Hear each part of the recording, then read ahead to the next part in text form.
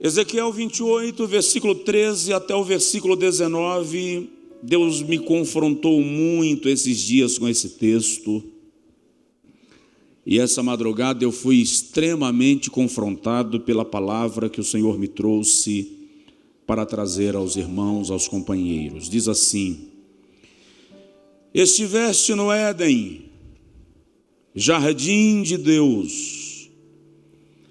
De toda a pedra preciosa era a tua cobertura: sardônia, topázio, diamante, turquesa, ônix, jaspe, safira, carbúnculo, esmeralda e ouro. Em ti se faziam os teus tambores e os teus pífaros. No dia em que foste criado, foram preparados. Tu eras o querubim, ungido para cobrir, para dar proteção, e te estabeleci. No monte santo de Deus estavas, no meio das pedras afogueadas andavas. Perfeito eras nos teus caminhos, desde o dia em que foste criado, até que se achou iniquidade em ti. Na multiplicação do teu comércio, encheram o teu interior de violência e pecaste. Por isso te lancei, profanado, do monte de Deus, e te fiz perecer, ó querubim cobridor, do meio das pedras afogueadas.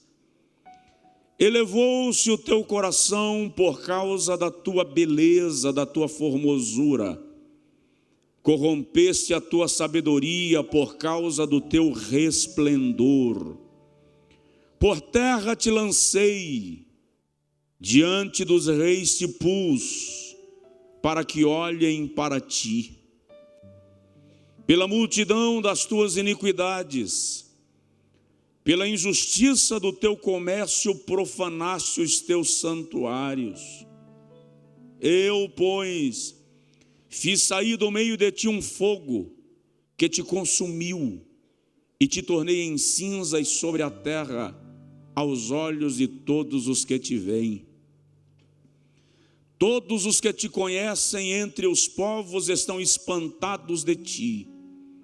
Em grande espanto te tornaste, e nunca mais subsistirá. Alguém consegue dizer misericórdia? Coloca-se a mão no peito, por favor, e diga comigo: Senhor Jesus, fala com a gente outra vez. Amém. Querido, se eu fosse dar um tema a esta reflexão nesta manhã, eu chamaria de anjos carentes. Pastores são anjos. Jesus, por algumas vezes, escrevendo às igrejas da Ásia Menor, dirige-se aos líderes daquelas igrejas como anjo da igreja, por causa do conceito de mensageiro ou assistentes da face de Deus. Anjos são mensageiros que assistem diante da face do Senhor. Pastores são mensageiros que servem ao povo de Deus, recebendo direto da face de Deus o que transmitir. A unção é um privilégio, e privilégio impõe responsabilidades. A unção, ao contrário do que muitos pensam, traz problemas. Unção traz problemas. Há problemas que você só tem por causa da unção. Antes de ser ungido para rei de Israel, os problemas de Davi se resumiam a um leão ou um urso de cada vez, de vez em quando. Depois da unção aparece um Golias, e depois de Golias aparece um Saul. A unção muda o nível dos problemas e batalhas pelos quais você terá que passar. Não é por acaso que ela nos capacita para o propósito do ministério. No entanto, a unção também será cobrada, porque a quem mais é dado, mais será requerido. Quem lida com pastores e líderes é aquele que os nomeou. Não importa o que eles façam ou deixem de fazer, terão que cedo ou tarde, no tempo determinado, se deparar com quem lhe ungiu, para prestar contas daquilo que recebeu. O texto de Ezequiel 28 literalmente aponta para a cidade fortaleza de Tiro, um centro comercial, idólatra, artístico, envolvido, embebido e entornado na prostituição e na idolatria. No entanto, todos os estudiosos sérios da Bíblia concordam que há uma alegoria que vai além de Tiro. Há uma citação que não se resume a uma cidade, a um lugar, a um rei e a um homem.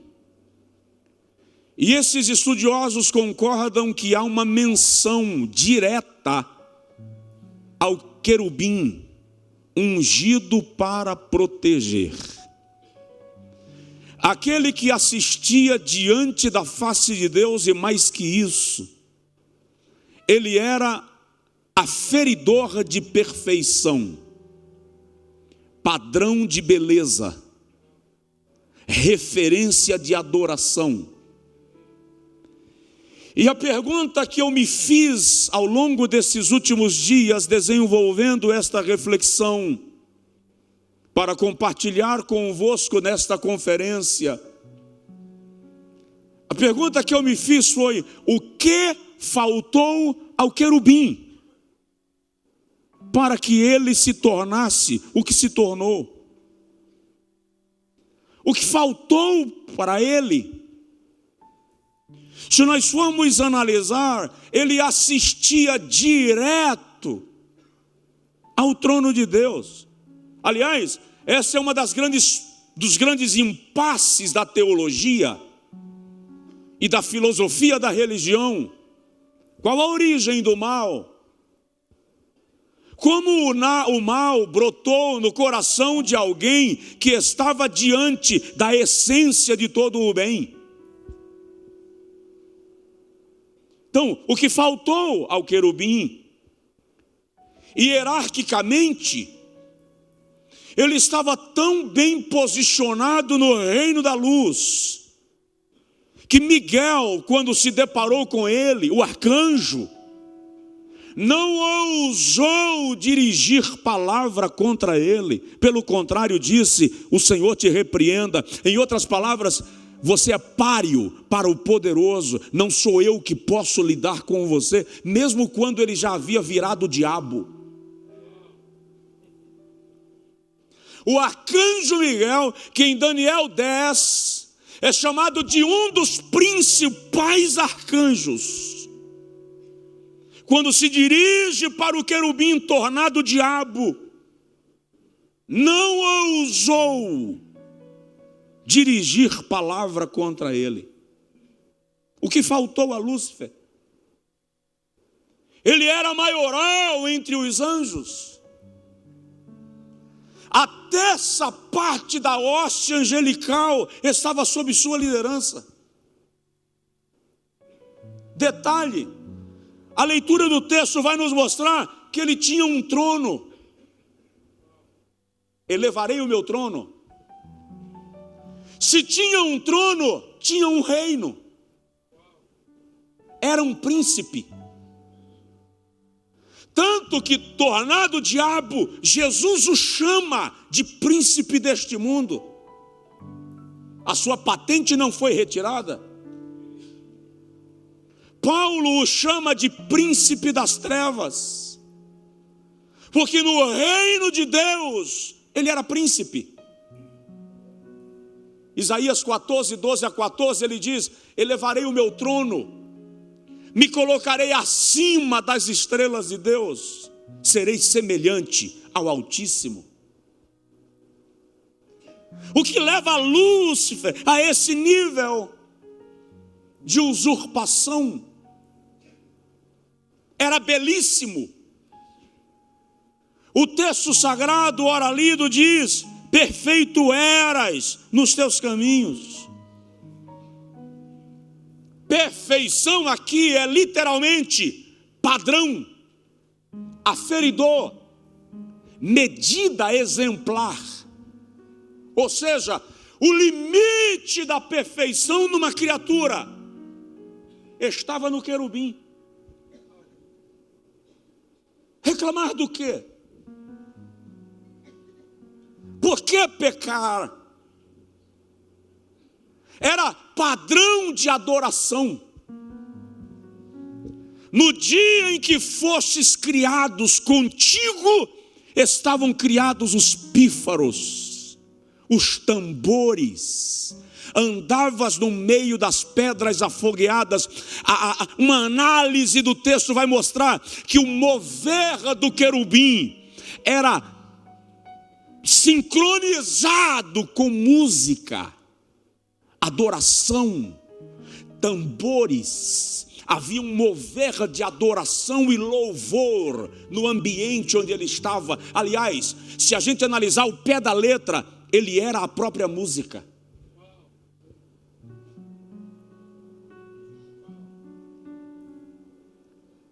Por que romper com quem lhe criou? Por que quebrar o padrão? Ele era tão importante na hierarquia angelical que a sua queda causa espanto no mundo dos anjos e impacto no mundo físico.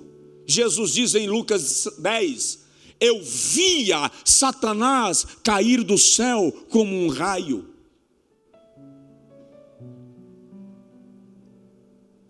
A queda do querubim me ensina algumas verdades. Primeiro, me ensina que não importa quão grande é um ministério ou um ministro, ninguém está acima do risco de tombar.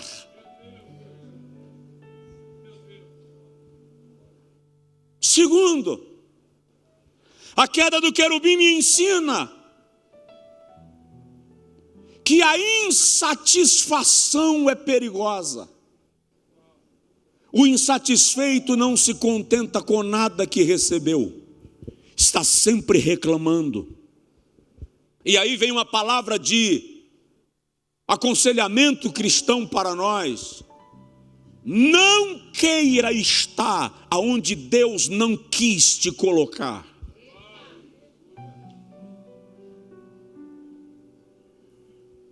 Nem toda proposta boa é uma boa proposta. Nem todo convite para ser promovido vem de Deus. Lúcifer caiu porque não estava satisfeito com tudo que Deus lhe havia dado. A queda do querubim me revela que a vaidade é uma armadilha com a qual nós temos que lidar todo dia.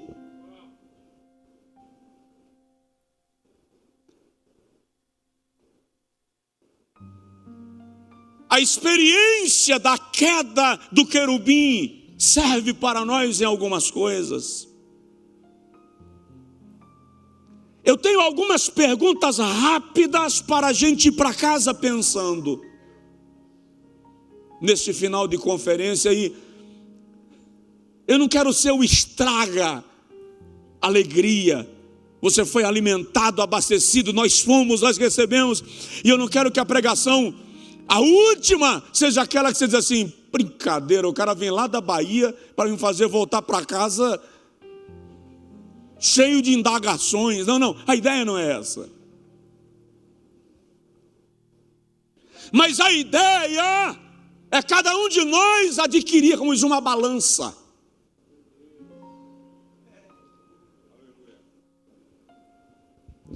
E todos os dias nós vamos subir nessa balança e nos pesarmos.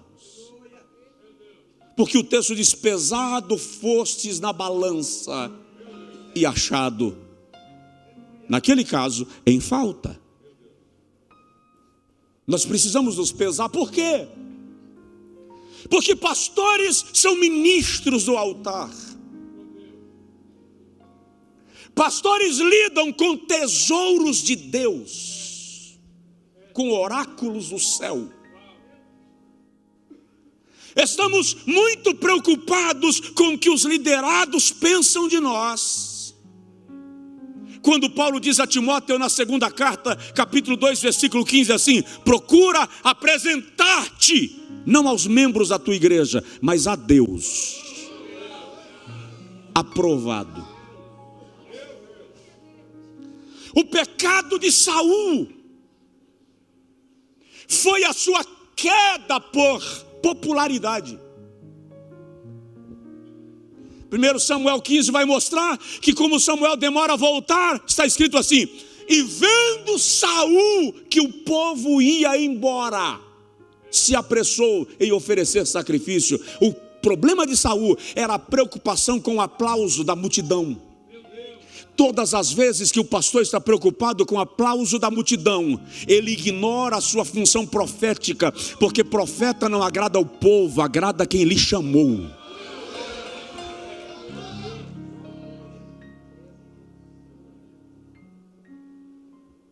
Então, algumas perguntas para a gente refletir muito rapidamente. Primeira: quanto tempo leva a metamorfose de um anjo de luz em Satanás? Em quanto tempo um anjo pode virar diabo?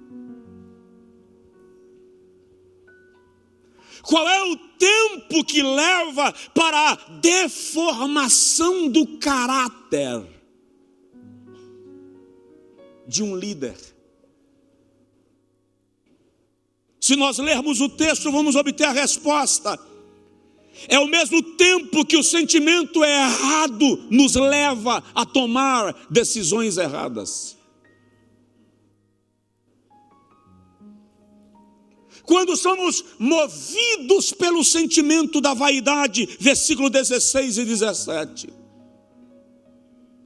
Quando o nosso coração se eleva e nós pensamos que somos mais do que realmente somos, perdemos as características de anjo e ganhamos traços de demônios.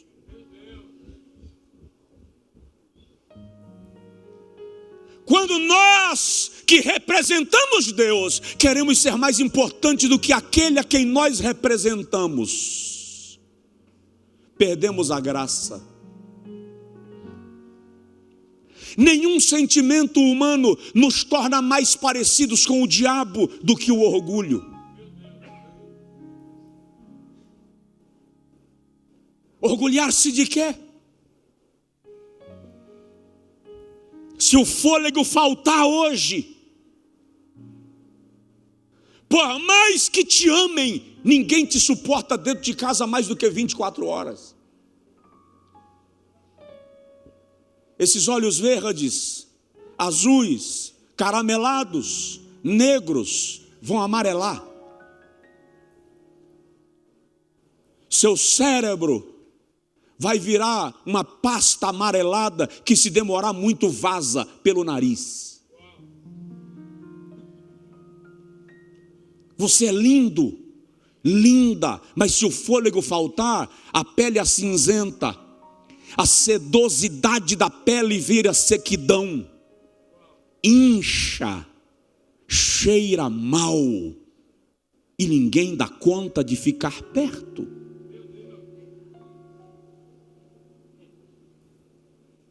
O que justifica o orgulho, a jactância, a usurpação? Quando Deus deixa de ser refletido em nossa vida, a igreja não consegue mais contemplar Deus através de nós.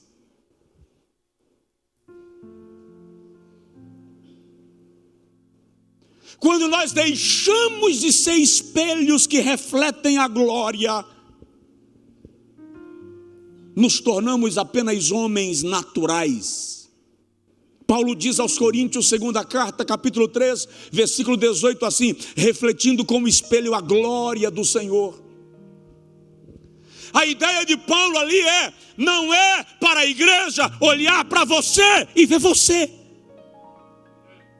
É para a igreja olhar para você e ver reflexo da glória de Deus.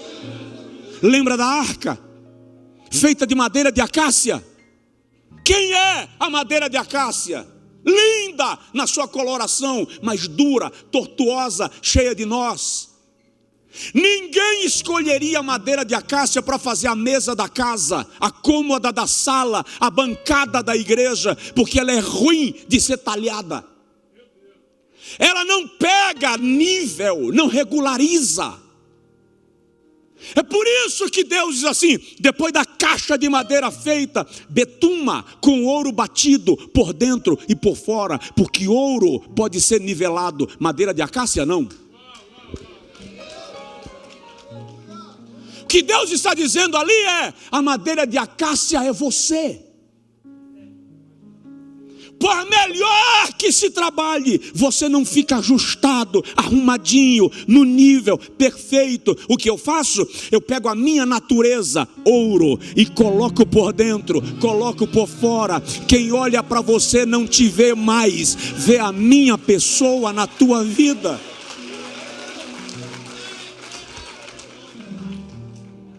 Provoca seu vizinho e diz para ele assim: não é você, é o Senhor.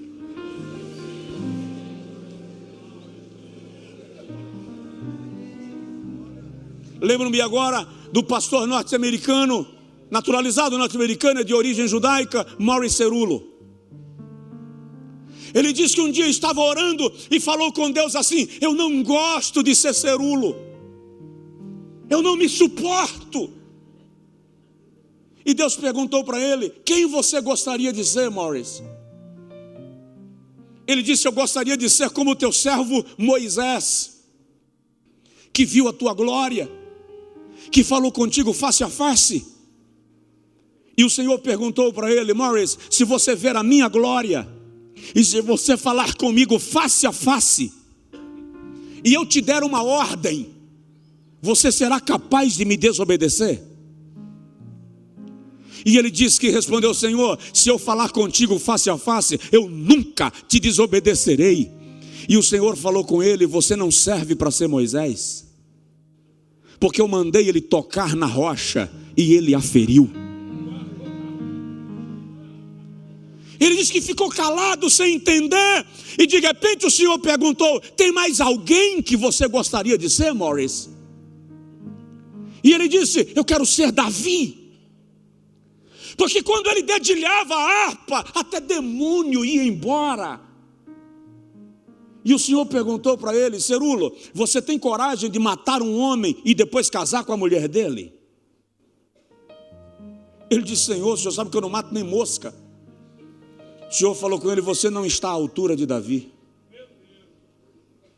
Ele mandou matar Urias para tomar Batseba como sua mulher.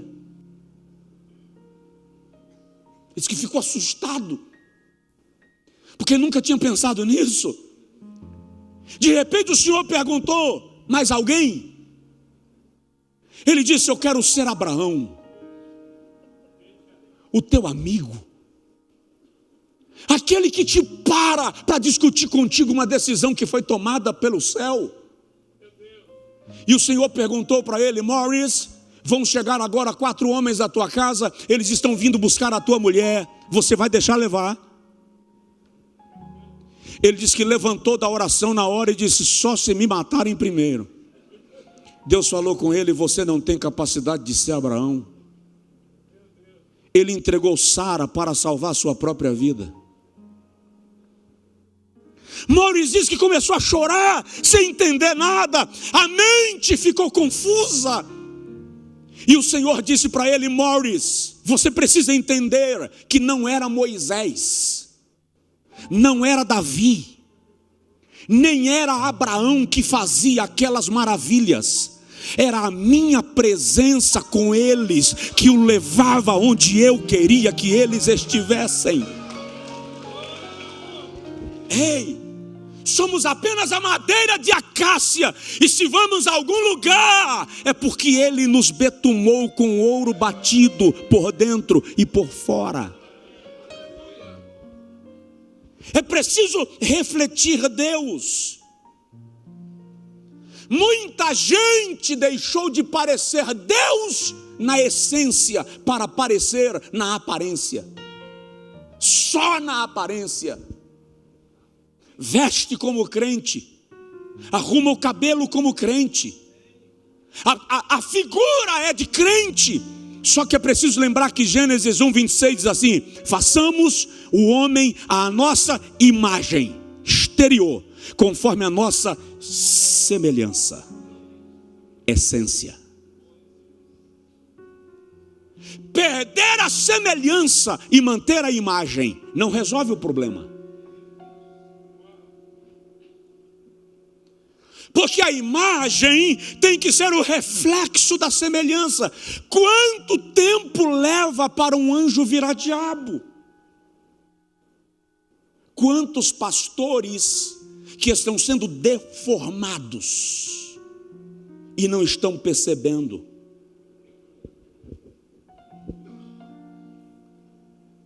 Quantos estão se sentindo deuses no altar? E eu fiz uma observação aqui.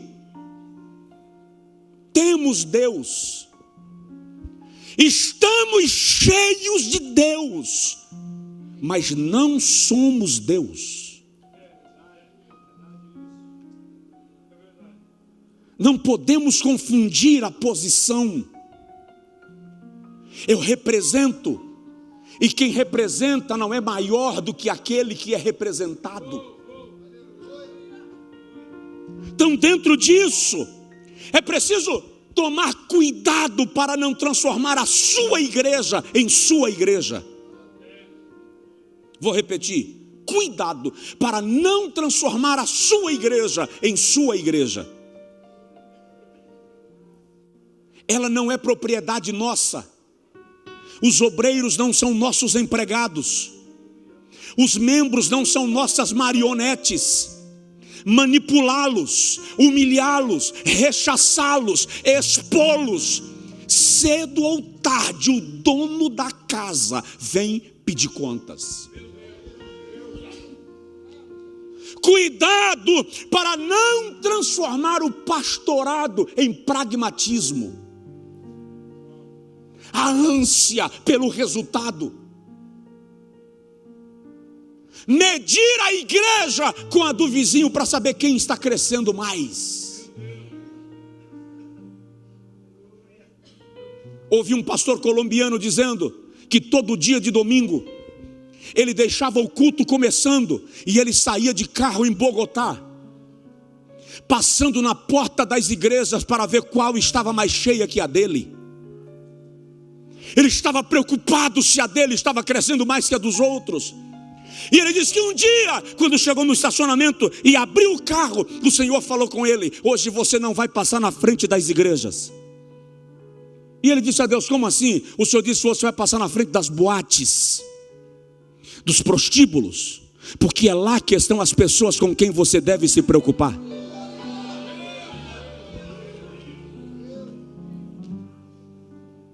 Cuidado para não transformar a sua missão em sua profissão. Pastorado não é profissão, é missão. Cuidado para não transformar o seu ministério em monestério. O dinheiro não é um fim. O dinheiro é um meio. É um instrumento, mas não pode ser a meta. E muitos ministérios ganharam a característica de monestérios. E isso está transformando muito anjo em cão.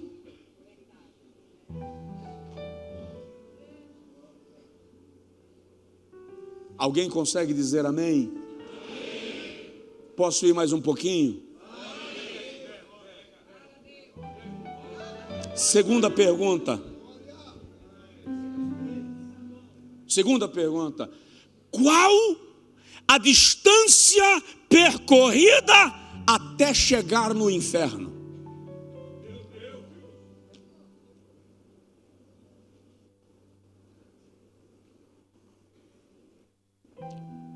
Muito líder está descambando para o inferno sem perceber a trajetória que decidiu percorrer.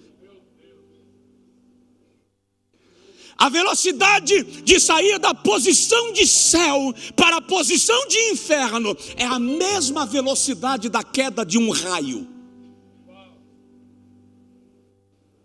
O seu ministério está sendo construído com suor, lágrimas e às vezes sangue. Mas um lapso te leva para o chão numa velocidade que você nem vê de onde veio a pancada.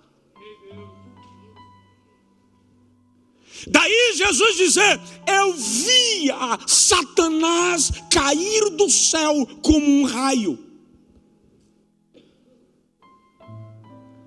Um raio é composto de muita energia. É o encontro de nuvens carregadas que se chocam, mas cai. Um pastor não pode se sentir acima de ninguém. A liderança não me torna maior, me torna mais responsável. O líder é servo. Quando se perde essa compreensão, se perde a revelação. Quando o orgulho entra no coração de um pastor, o diabo encontrou a maior oportunidade. E eu acho incrível como nós, pastores brasileiros, nos envaidecemos rápido. Só porque a igreja tem uns membros a mais, só porque fomos convidados para uma conferência especial, a gente começa a achar que é mais importante do que o outro. Eu vi um filme muitos anos atrás, e o que me chamou mais atenção foi a última frase do filme. O nome do filme era, em português, O Advogado do Diabo. Al Pacino faz o papel do diabo no filme. E ele diz assim: vaidade, com certeza, meu pecado predileto. A legenda sobe. Fui para a Bíblia. Nenhum homem de Deus que pecou na Bíblia pecou por causa de adultério, desvio de dinheiro, idolatria, antes de cair no pecado da vaidade. O adultério é a minha vaidade dizendo que eu tenho o direito de ter mais de uma mulher.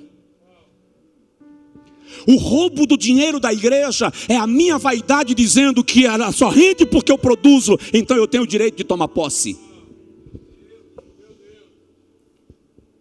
Adão caiu exatamente onde o querubim caiu, na tentativa de ser igual a Deus. Quando Natã vem conversar com Davi, ele diz assim, segundo Samuel 12: por que se envaideceu o teu coração e tomaste para ti a mulher que não era tua? Veja que primeiro ele se envaideceu, depois ele tomou a mulher que não era dele. Quando o texto fala de Salomão, segundo Reis 11, diz assim: e o seu coração se envaideceu e tomou para si muitas mulheres. Primeiro ele se envaideceu.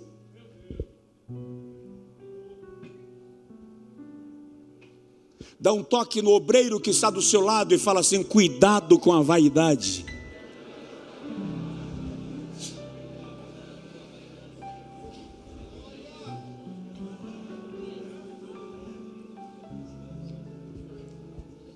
O mundo espiritual é territorial.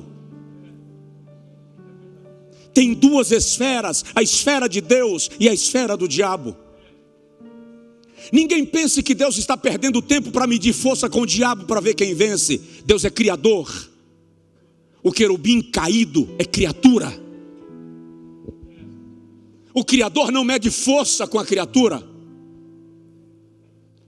Mas eu e você, meu caro pastor, com todo respeito, carinho, zelo que temos um com o outro, não podemos lidar com territórios espirituais sem antes nos envolvermos completamente com o mundo de Deus.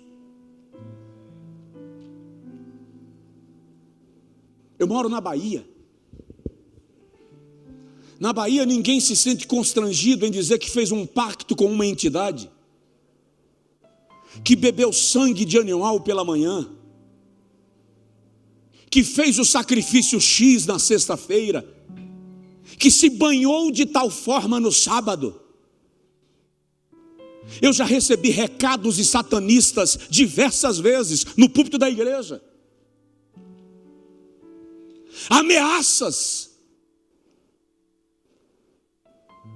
Você aprende que o mundo espiritual não é para ser vivido na esportiva.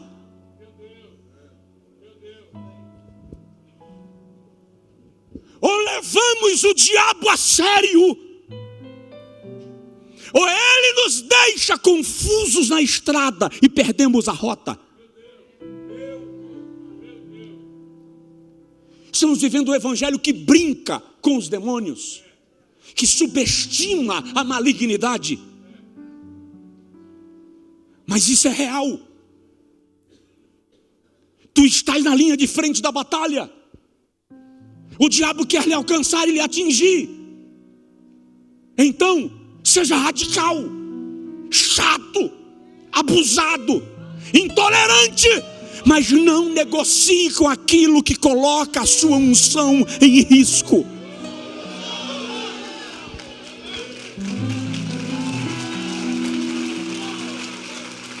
Aleluia, aleluia, aleluia. Tem gente brincando de ser pastor. E acredite, quando o Senhor me deu essa palavra, Ele não me disse que seria a última mensagem da conferência. Eu sinceramente acho que a última mensagem da conferência poderia ser uma mensagem mais animadora do que confrontadora. Vai fazer o que? O dono é ele. Vai questionar quem manda. Quem és tu, Caco, para perguntares ao oleiro: que fazes?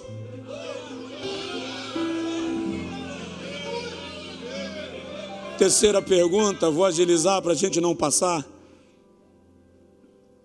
Qual é o propósito do seu projeto?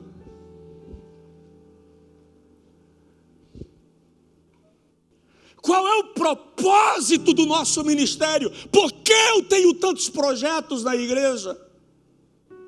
O que me estimula, o que me instiga?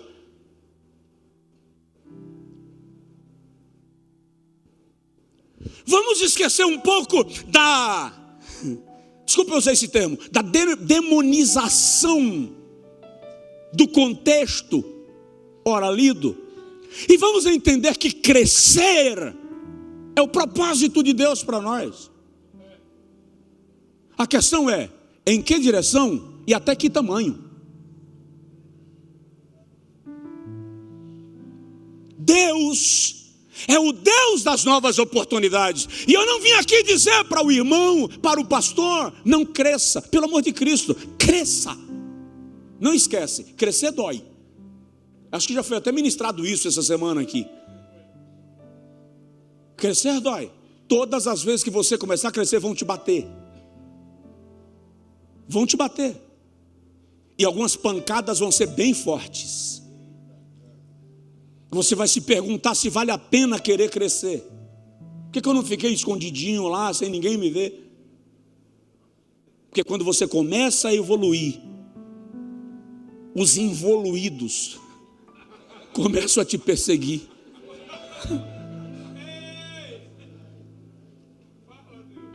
O diabo sempre vai usar os miseráveis para confrontar os prósperos.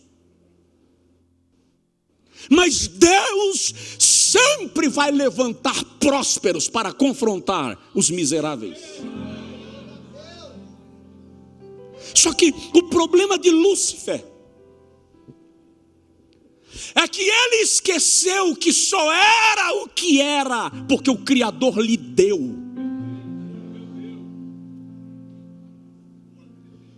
Não esqueça que só estamos aqui porque o dono da causa nos quis aqui. Ei, sabe aquele bebum que cai na calçada da igreja que o senhor pastoreia? Ele não é pior do que nós em nada. Então, para Deus tirar ele de lá e trazer para cá, ele não precisa de esforço e desespero. Então não fica pensando que eu sou melhor do que o outro, porque isso é falácia, isso é, desculpa o termo, é uma conferência de pastores, desculpa o termo, isso é burrice. Sabe qual foi o problema de Ló? O problema de Ló é que ele não entendeu que a bênção que ele gozava e o rebanho que crescia não era por causa dele, era por causa de Abraão. No dia que ele se afastou de Abraão, ele perdeu tudo. Tem muito obreiro que não entendeu que ele está crescendo porque está debaixo da barba de Arão. A unção caiu na cabeça, desceu sobre a barba, passou pelas orlas. O problema do filho pródigo foi não entender que a questão do pão em abundância não estava no bolso, estava na casa do Pai. Quando você sai de onde Deus te colocou para onde Ele não te mandou ir, você perde aquilo que adquiriu até aqui. O querubim não entendeu que o projeto dele de elevar o trono não era projeto de Deus, era só dele. A maioria de nós está infartando, entrando em depressão, adoecendo, enfrentando problemas, não por causa da obra de Deus, mas por causa da nossa obra na obra de Deus. Queremos construir o nosso reino no reino de Deus. E a primeira pergunta a fazer é: Deus me mandou fazer isto?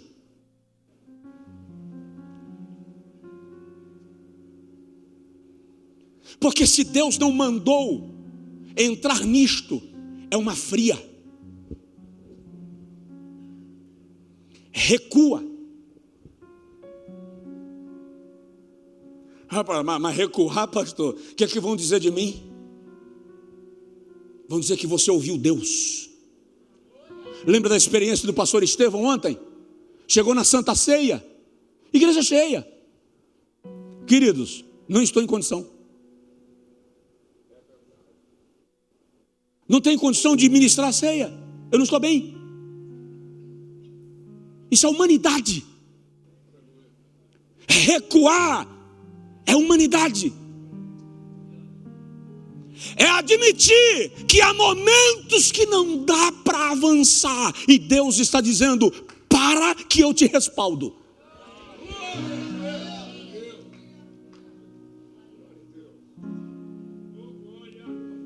Será que nós não estamos entrando em depressão o tempo inteiro? Não é exatamente por causa da obra de Deus, e sim por nossa causa. Alguém tem que nos dizer que aquilo que Deus nos manda fazer vai ter oposição, mas Ele vai enfrentar por nós. Deixa eu abrir um parêntese. Davi lutou com os filisteus dos seus 13 e 14 anos até os 45, 46. Todo dia tinha filisteu na porta. Quando ele é ungido rei sobre Israel a terceira vez, segundo Samuel capítulo 5, a Bíblia diz assim: os filisteus se reuniram e vieram contra ele para prendê-lo, versículo 18.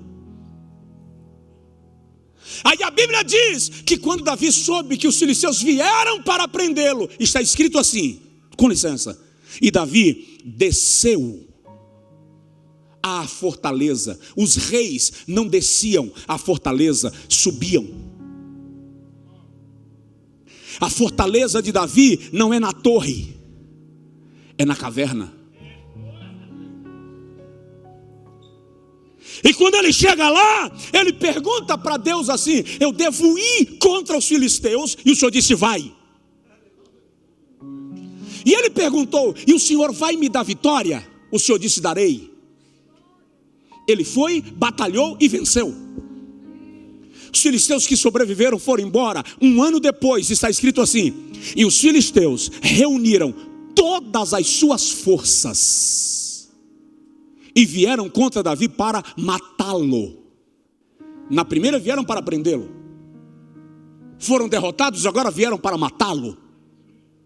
Piorou a coisa. Davi venceu ano passado. Poderia ir de novo sem perguntar nada, mas está escrito assim: e Davi, sabendo que os filisteus subiam contra ele, desceu à fortaleza e chorou. Na primeira vez ele desce e pergunta, na segunda ele desce e chora. Aí ele pergunta a Deus: eu devo ir contra os filisteus? E o Senhor disse: não. E ele pergunta a Deus: eu faço o quê? Fosse na Bahia, a resposta era: vaza.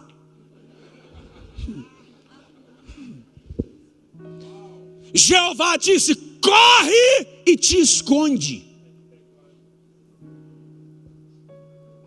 Quando eu era menino, eu enfrentava os filisteus.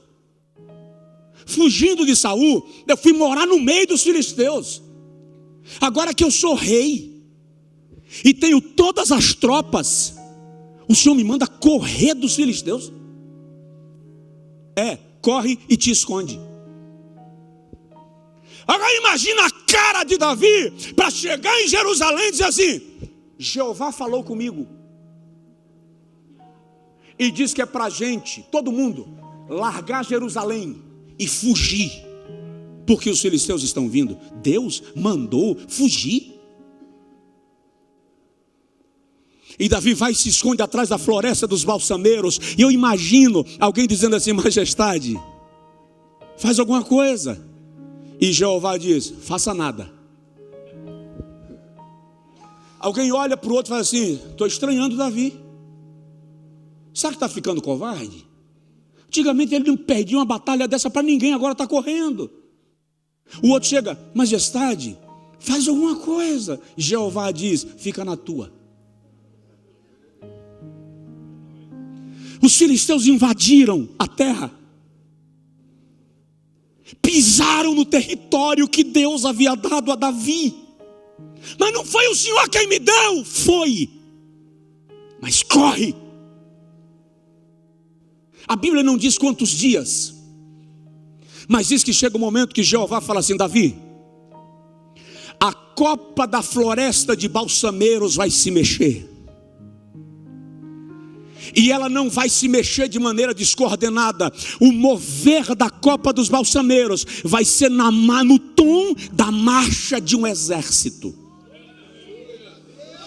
Quando você ouvir marcha de exército na copa das árvores, levanta e sai a peleja, porque eu já fui na tua frente.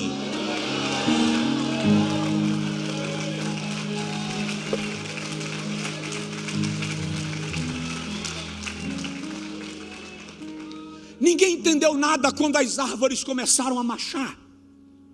E o vento soprava e a copa das árvores marchavam. Davi levantou e disse: agora é a hora. Pode ler o texto bíblico, por favor. É a última vez que os filisteus aparecem em Jerusalém. Por quê? Porque o Senhor diz assim: eu vou na frente para derrotar os filisteus. Presta atenção, quando você vence, o seu inimigo se reorganiza e volta. Quando Jeová vence, ele vence definitivamente.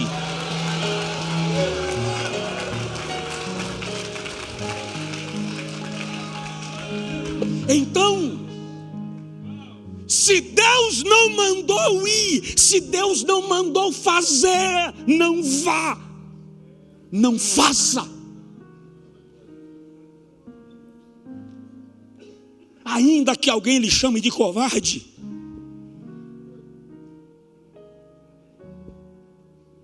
vamos concluindo? Quarto,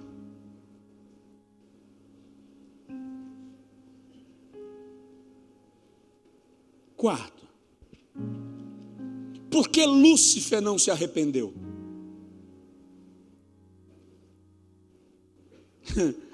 Todo pastor sofre desse mal. Aquele obreiro gerado aos seus pés,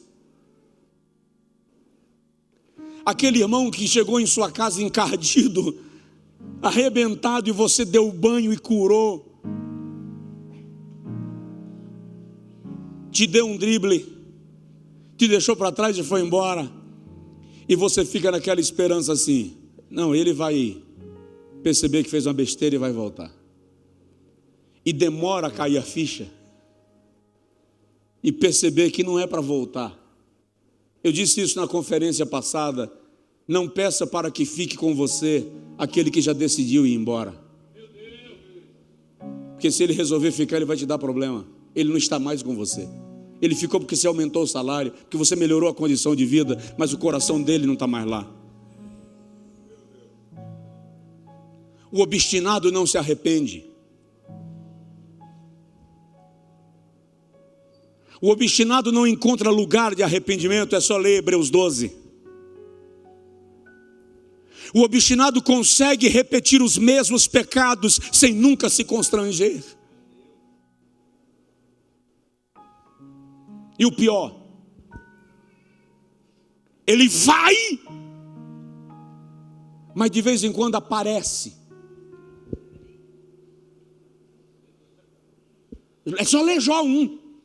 Os filhos de Deus se apresentando a Deus, lá está Satanás no meio deles. Não tem filho, se mistura com os filhos dos outros. É infrutífero. Você já parou para perceber? A parábola do trigo e do joio. Eu já vi muito pregador dizendo, e eu também já disse, que quando os trabalhadores chegaram para o dono da fazenda e disseram, lançaram joio na terra, e ele disse: deixa crescer juntos. E no dia da colheita a gente joga o joio no fogo e o trigo no celeiro. Muita gente diz que é porque trigo e joio são tão parecidos que o fazendeiro temeu que alguém, na euforia de arrancar o joio, terminasse arrancando o trigo também. Mas presta atenção, não era Josué. Eles eram trabalhadores do trigo. Eles conheciam trigo e joio, sabiam diferenciar. A questão é que joio não tem raiz profunda. Como o joio não tem raiz profunda, presta atenção nessa, que essa vai esclarecer, trazer luz para alguns conflitos.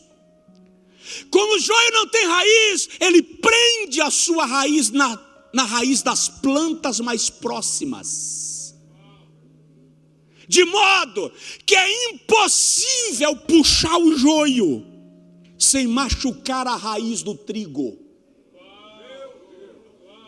Por que Deus tolera isso? Por que Deus não toma uma providência com isto? Por que Deus suporta tanta gente pregando o evangelho desevangelizado? Por que Deus suporta tanta heresia no altar onde deveria pregar Bíblia? Porque Ele suporta o joio por amor ao trigo.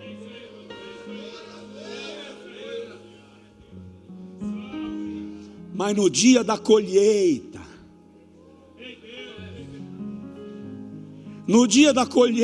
ele toma conta disso e resolve esse negócio. Lembra daquelas mulheres que foram a Salomão? Uma deitou sobre o filho e matou, e quer se apropriar do filho da outra. Gente com espírito do querubim não tem filho e fica querendo tomar o filho dos outros.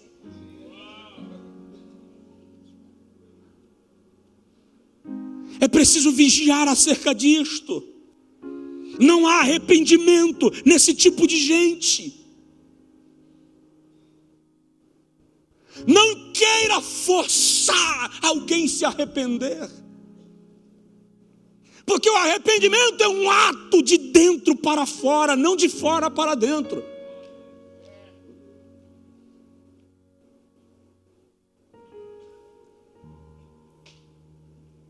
Amém? Amém. Penúltimo lugar. Qual o momento mais apropriado para um anjo virar demônio? Dá uma olhada no obreiro, no pastor, na pastora que está do seu lado e pergunta para ele assim: qual o momento mais perigoso do seu ministério?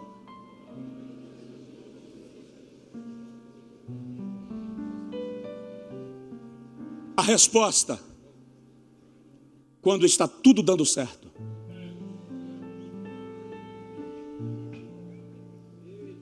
Esse é o momento mais perigoso do seu ministério. Quando foi que Davi teve tempo para subir na cobertura do palácio e ver Batseba tomando banho? Ele já tinha tudo sob controle e as guerras não lhe incomodavam mais. O exército era forte o suficiente para vencer sem ele. Está tudo certo. Está tudo no lugar. Os irmãos sabem que americanos fazem de tudo objeto de pesquisa.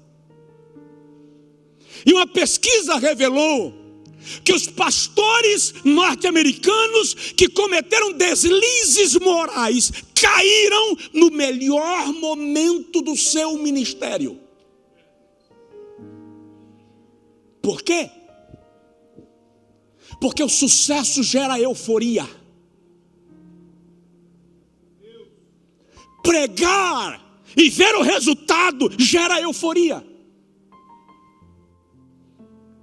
Por isso, a igreja americana nunca convida um pregador bem-sucedido sozinho.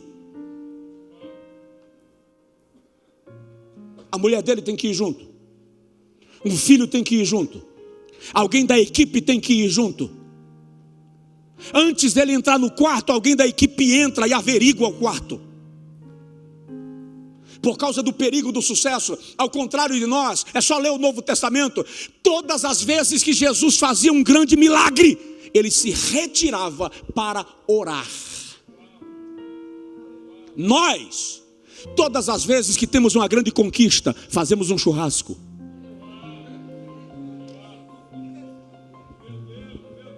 Colocamos nas redes sociais, porque todo mundo tem que saber que está tudo dando certo. É assim que quem me pisou vê que eu dei a volta por cima. E o diabo armando para você na euforia.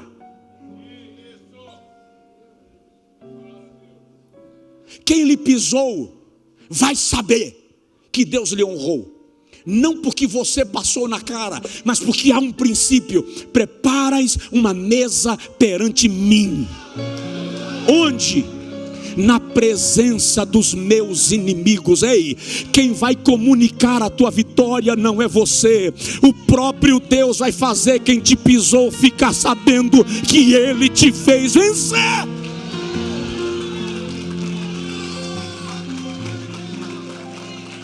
Cuidado com o sucesso. Por quê? Porque ser grande é mais perigoso do que ser pequeno.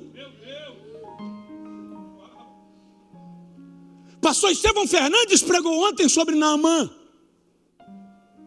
Naamã quase perde a bênção só porque era importante demais.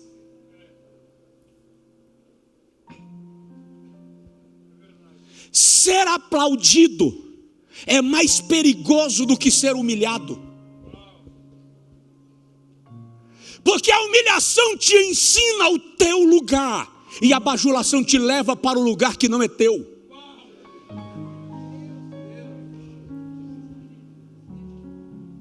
Cuidado com o sucesso. Não é pecado dar certo.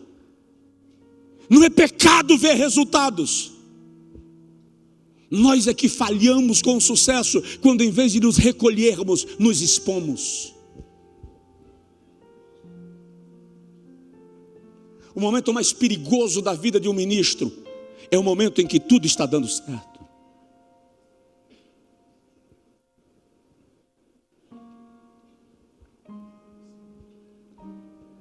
Tem alguém aí? Dá uma olhadinha no obreiro do seu lado e fala: agora assim, vai dar certo.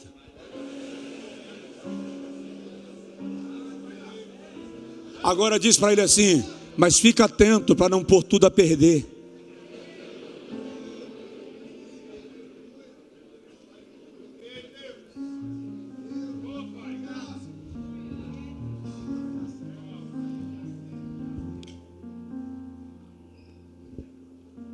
Concluindo, a quem você está disposto a honrar?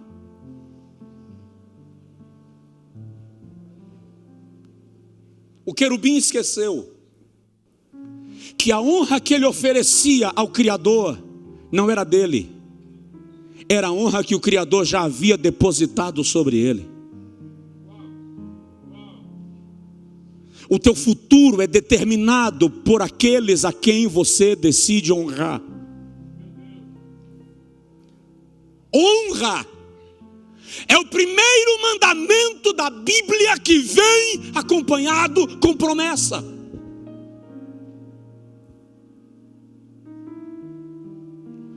Quem não aprende a cadeia de honra da sua vida, despenca do trono que foi posto. Em Mateus capítulo 10, versículo 41, Jesus diz assim: quem recebe um profeta, na qualidade de profeta, recebe galardão de profeta. Ele está dizendo: honre aqueles que estão exercendo autoridade sobre a sua vida, profetas. Quem recebe um justo, na qualidade de justo, recebe galardão de justo. Ele está dizendo: honre aqueles que estão no seu mesmo nível de autoridade.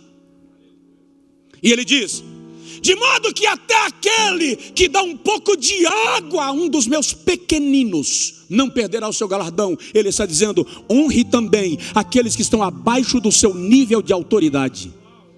Honrar apenas quem está acima de mim não é honra, é bajulação.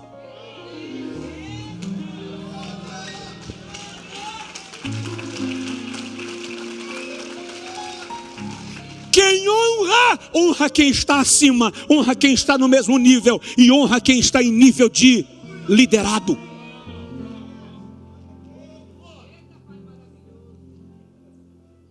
Toda a miséria que o Brasil está vivendo hoje é causado pelo pecado da desonra.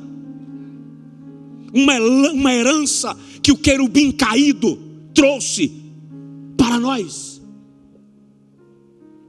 Se a igreja não aprender a honrar o seu pastor, se o pastor não aprender a honrar a igreja que ele cuida, se o cônjuge não aprender a honrar o seu cônjuge, se pai não aprender a honrar filho e filho honrar a pai, a cadeia de honra é quebrada e alguém vai despencar nessa viagem.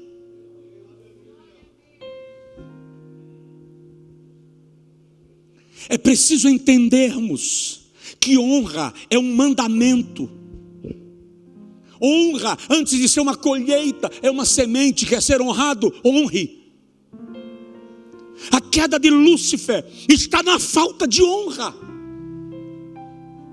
Ele não honrou quem lhe deu a posição.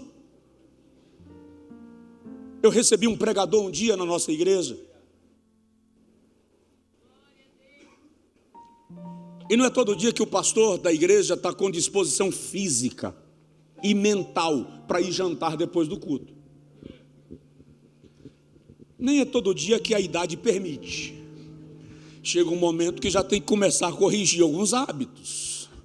Eu já passei dos 40, então já está na hora de repensar algumas coisas. Não. Só que quando nós chegamos no jantar, eu perguntei para ele: você cursou direito? Cursei, pastor, graças a Deus. Já fez o AB? Falta a segunda fase. Isso, maravilha. Teologia também? Sim, Seminário Batista do Nordeste, do Norte, lá em João Pessoa. Maravilha. E quem era aquele senhor que estava contigo, que você ficou com vergonha dele? É meu pai. Teu pai faz o quê? É pedreiro. Legal. Tua mãe faz o quê? Lava roupa para ganhar. Legal.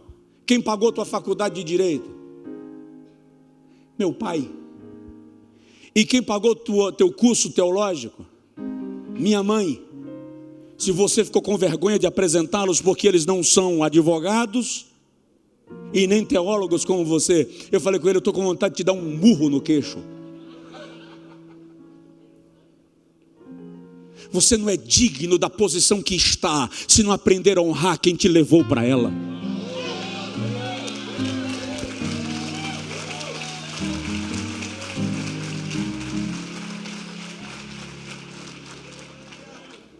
Aprenda a honrar, pratique honra. Saia dessa conferência decidido a honrar.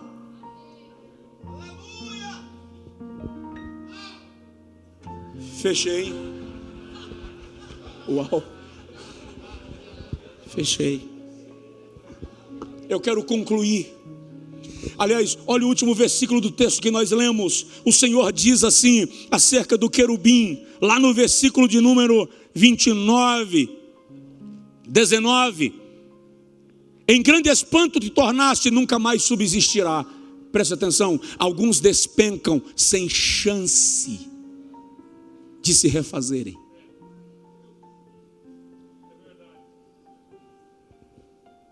Mas a palavra que eu recebi de Deus essa madrugada para a sua vida está em 2 textos.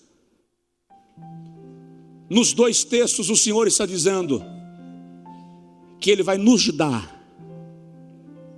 um tempo para corrigirmos os nossos desvios. Preste atenção nisso. Sansão era nazireu. A vida de Sansão virou um inferno. Se apaixona por uma moça de Timnat, casa. E quando ele chega em casa para a lua de mel, ela foi dada para o melhor amigo dele. Ele está revoltado. Incendeia a lavoura dos filisteus. Vai para Gaza, na sua revolta, e afoga as mágoas na casa de uma prostituta em Gaza. Depois se encanta por Dalila. E o resultado a gente conhece, mas presta atenção. A tragédia de Sansão não começou quando a mulher dele foi dada para outro. A tragédia de Sansão não foi Dalila. A gente fica culpando Dalila. A tragédia de Sansão não foi a prostituta de Gaza. A tragédia de Sansão foi o mel.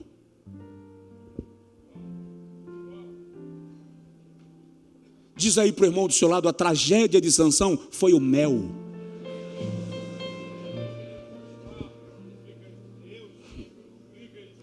Você é nazireu. Nazir, separado, consagrado, escolhido, exclusivo. A lei dizia que o nazireu não podia cortar o cabelo, não podia tomar bebida forte, nem podia tocar em carne morta. Subindo para Timnat, os pais de Sansão vão na frente e ele vai atrás. Um filhote de leão aparece e Sansão cai para cima do filhote do leão e o mata. E o arrasta para fora da estrada. Cuidado com aquilo que você precisa esconder.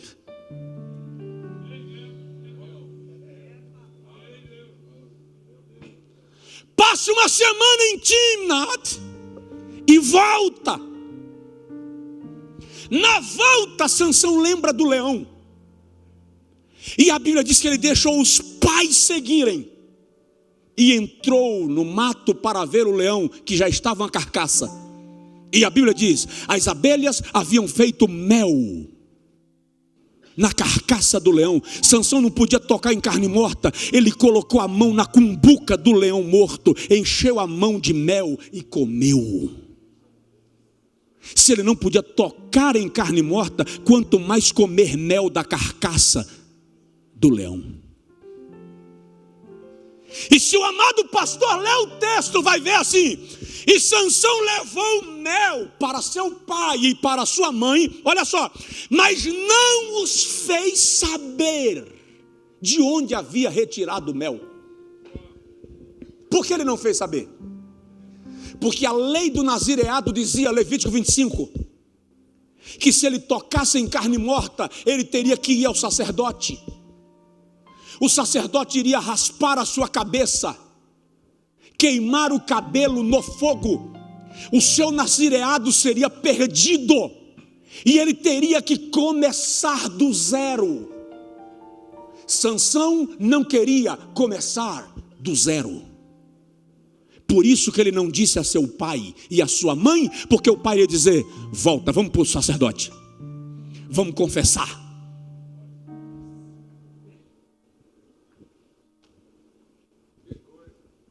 Pode ler o texto. Todas as tragédias de Sansão começam depois do mel. Ei, é mel, é doce, mas é de carne podre.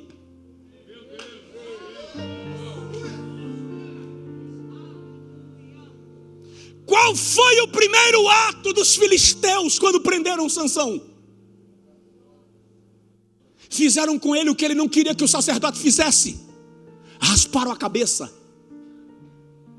Aquilo que nós não aceitamos viver diante de Deus, aquilo que nós não aceitamos viver diante daqueles que o Senhor estabelece como autoridade sobre a nossa vida, nós corremos o risco de viver nas mãos dos nossos adversários.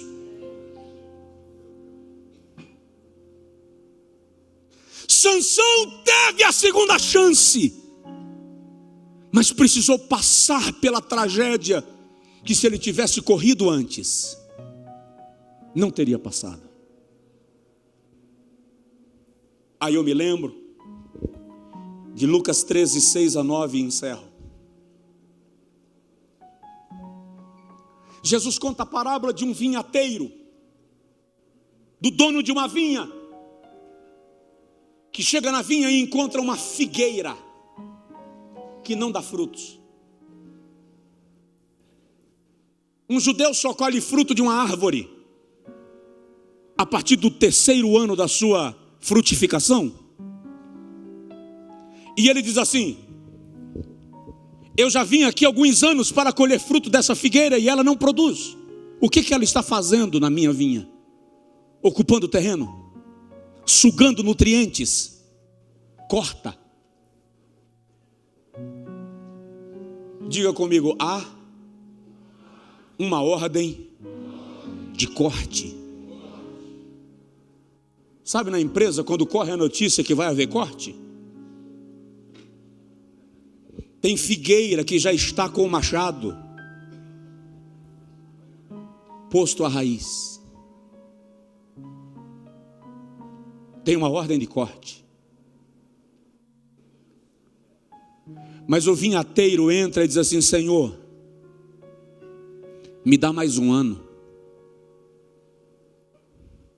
Dá uma segunda chance. Eu vou cavar em torno dela. Vou colocar esterco. Se daqui a um ano ela não frutificar, o Senhor corta. Mas aguenta mais um ano. O que é esterco? Cocô de animal. Fede. Cheira mal. É sujo. O que é esterco no ministério? Traições, calúnias, frustrações, abandonos. São estercos. Mas presta atenção, para quem ia ser cortado, esterco está de bom tamanho.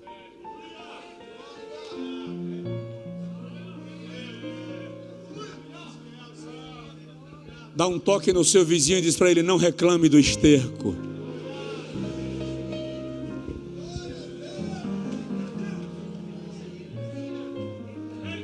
Deus só está permitindo esterco na sua raiz para que o machado seja retirado. Mais um ano. Nós vamos renovar com Deus o nosso propósito neste final de manhã.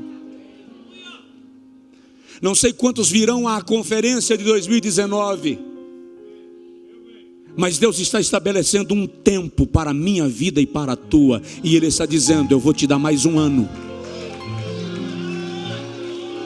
para você corrigir essas coisas que te afastaram de mim, para você corrigir essas coisas que mudaram teu foco, que te tiraram da oração, do jejum e do quebrantamento. E se você se posicionar onde eu quero, eu afasto o machado e você produz. E você produz. Essa vinda a esta conferência é a visita do dono da vinha. Ele está passando aqui desde terça-feira e está procurando frutos na figueira, em mim e em você.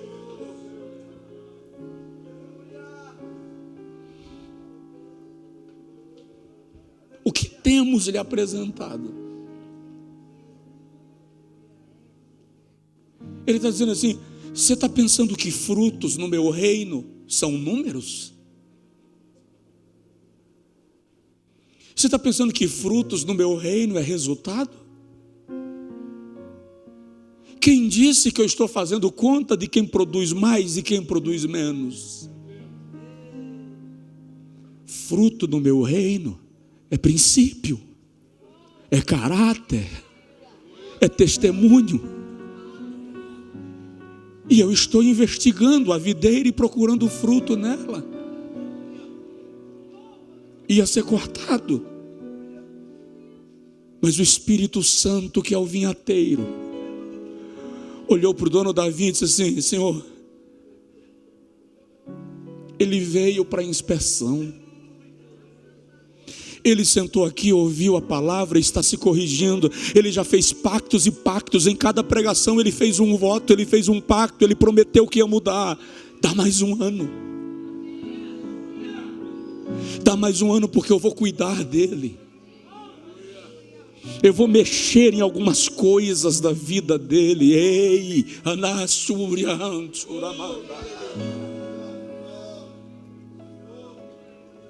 se Deus mexer na sua estrutura esse ano que começa hoje, não atribua ao diabo, porque muitas vezes Deus mexe na nossa estrutura para salvar o nosso caule. Ele pode mexer no âmago. Não sei porquê, alguém disse para nós que quando a nossa estrutura está sendo mexida, é o diabo que está perturbando.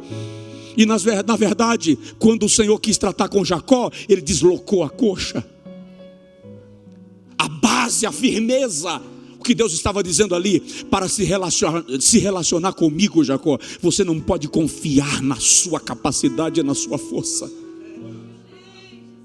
O que Deus estava dizendo era: Jacó, quem se encontra comigo sai marcado. Moisés, tira as sandálias dos teus pés. No Sinai, 60 graus, cheio de pedras. Porque quem anda comigo, Moisés, anda diferente. Não confia na sua base, não confia na sua plataforma. Quem anda comigo depende de mim.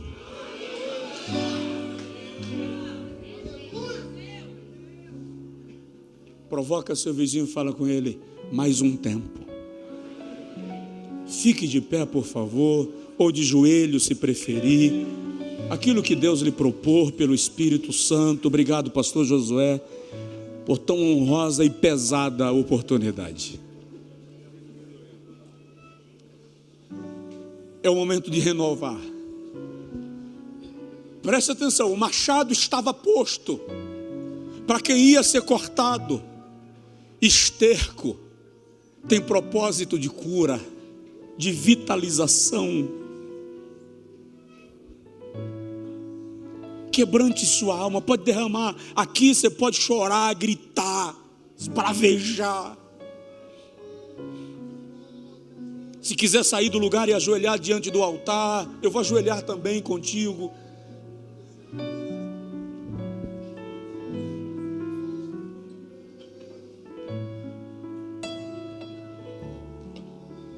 Ninguém aqui é obra pronta, obra terminada. Aleluia, aleluia, aleluia. Espírito da graça,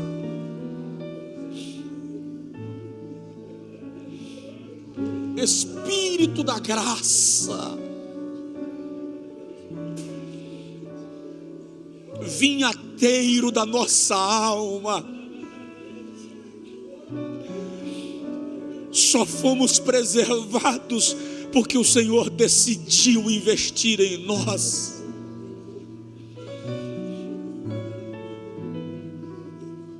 Eu vou parar de orar o microfone e cada um mergulhe em Deus na sua oração. Esse é o seu momento com Deus. Você e Deus, o Senhor e Deus, a senhora e Deus.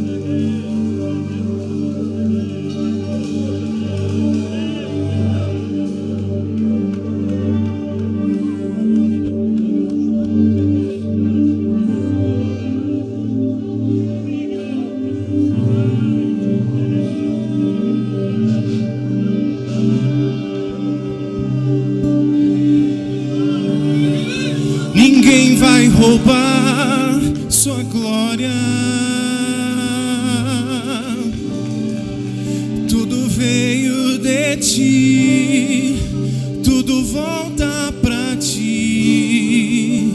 Ninguém vai roubar sua glória. Tudo veio de ti, tudo volta pra ti. Ninguém vai roubar sua glória. Tudo veio de ti, tudo volta pra ti. Ninguém vai roubar sua glória. Tudo veio de ti, tudo volta pra ti. Ninguém vai roubar sua glória.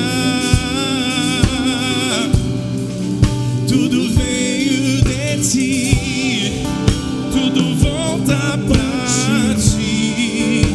Ninguém vai roubar sua glória. Tudo veio de ti, tudo volta pra ti.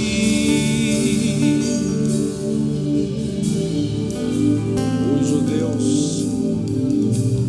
de joelho, em pé, sentado. Os judeus têm uma oração.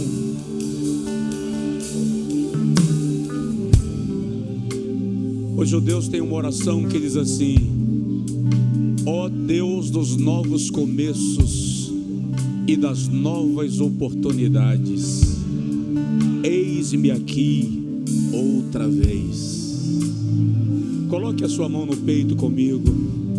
Vamos fazer essa oração. Eu sei que a oração não é mecânica, mas é a expressão de um coração que entendeu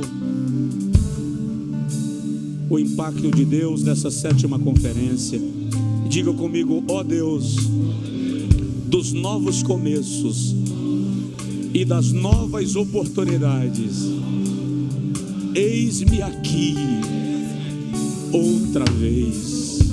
Repete essa oração espontaneamente: ó Deus dos novos começos e das novas oportunidades, eis-me aqui outra vez.